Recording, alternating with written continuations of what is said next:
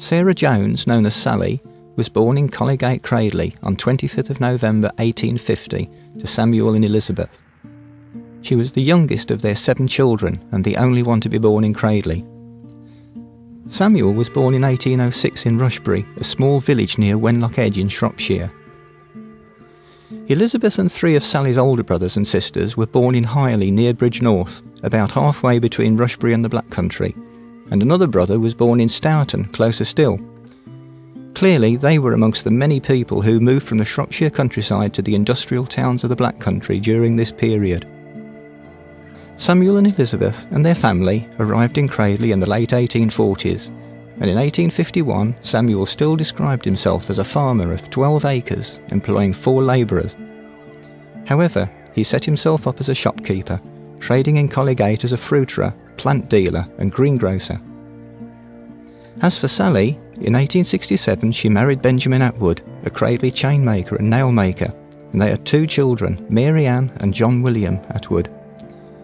But the marriage was not successful, and Ben left Cradley for Ulverston in Lancashire, where eventually he established himself as a furniture dealer, returning to Cradley frequently to visit his family. In 1881, Sally and her 2 children were lodging in the house of John Forrest, a cattle drover, in Church Road, Cradley. In 1884 she remarried to Thomas Cross, a butcher and later also a cattle drover and a cattle dealer. By this time Sally too was a cattle drover, and she became well known for her occupation. In 2003 there were still people in Cradley who could remember Sally driving cattle through the streets on the way to the butchers in the early years of the last century. One of them recalled as a child looking down from her bedroom window in Two Gates Lane into the backyard of the Round of Beef public house, where some of Sally's cattle and sheep were slaughtered.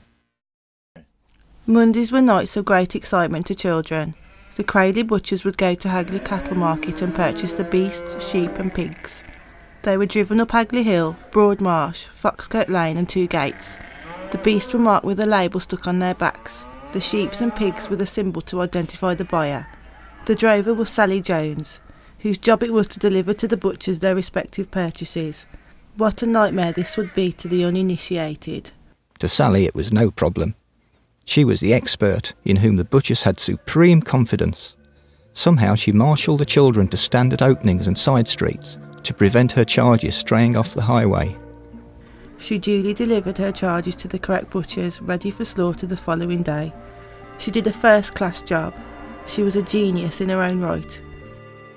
In his memoirs, the mining engineer Howard Hill recalled that some cattle were driven from cattle markets such as Stourbridge, Hagley and Bromsgrove, and even as far as Kidderminster to lie Brierley Hill in Cradley.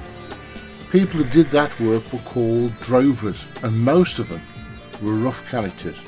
I've seen a good few of these people, and one that comes to my mind was a woman called Sally the Drover, complete with dog stick, clay pipe and language as strong as could be found.